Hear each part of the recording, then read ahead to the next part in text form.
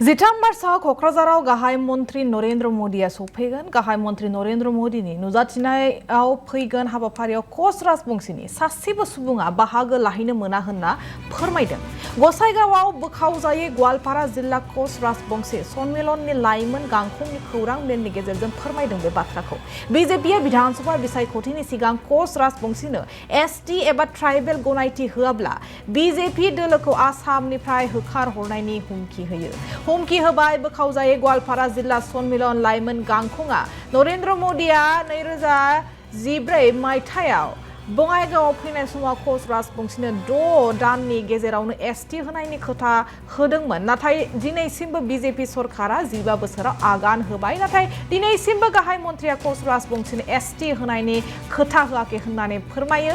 BJP सरकारा कच राजबंशीफोरखौ थगायगासिनो आरो खेला गेलेगासिनो आरो बेनि फिननायखौ विधानसभा बिसायख'थियाव होगोन होनना खौरां मेलाव गोख्रों बिबुंथि बिष्णु रायनि। সাংবাদিক বন্ধুসকলক মই ধন্যবাদ জ্ঞাপন কৰিছোঁ আৰু মই অভিযুক্ত গোৱালপাৰা কচ ৰাজবংশী যুৱ সন্মিলনৰ কেন্দ্ৰীয় সভাপতি। মোৰ নাম শ্ৰী বিষ্ণু ৰায় আৰু মোৰ লগত উপস্থিত আছে আমাৰ কেন্দ্ৰীয় যুৱ সম্পাদক শ্ৰী দীপেন ৰায়। তো আমাৰ উদ্দেশ্য এটাই, আমি শুনা পাই আছোঁ যে আমাৰ ভাৰতৰ সন্মানীয় প্ৰধানমন্ত্ৰী আমাৰ অসমলৈ আহি আছে 13 তাৰিখত। তো আমি এইটো আমাক প্ৰথমতে ভাল লাগিছে ৰাজবংশী জনগোষ্ঠীক যে আমাৰ ভাৰতৰ সন্মানীয় প্ৰধানমন্ত্ৰী আহি আছে। কিন্তু আমি এটা মেছেজ দিব খুজি আছোঁ যে ভাৰতৰ সন্মানীয় প্ৰধানমন্ত্ৰী ছাৰে নিজেই কৈছিলে 2014 যেতিয়া বঙাইগাঁৱত আহিছিলে যে 6 মাহৰ ভিতৰত আমাৰ জনজাতিকৰণ কৰি দিব। কিন্তু আজি আমি দেখা পাইছোঁ 3টা টাৰ্মছ গুচি গ'ল, কিন্তু কচ ৰাজবংশী জনগোষ্ঠী বুলি নহয়, 6 জনগোষ্ঠীৰ কোনো জনজাতিকৰণ বা কোনো ধৰণৰ এটা কামো আগবঢ়া নাই। এই এটা কথা কৈ থাকে বিলখন পাছ হৈ গ'ল, বিলখন উত্থাপন কৰিলে, কিন্তু এইবিলাক এটা ভেক ভাৱনা।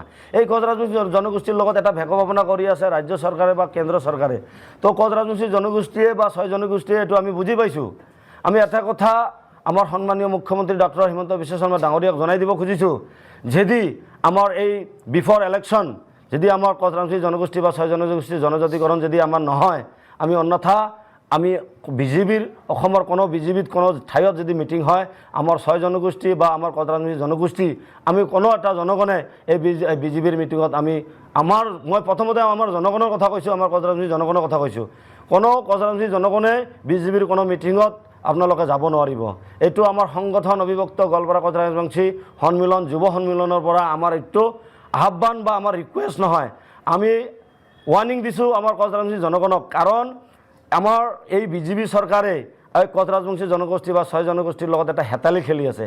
আৰু এই হেতালি খেলাটো আজিৰ পৰা নহয়, আমি দেখা পাইছোঁ কংগ্ৰেছ চৰকাৰেও হেতালি খেলিছে আৰু এই বিজেপি চৰকাৰেও হেতালি খেলিছে।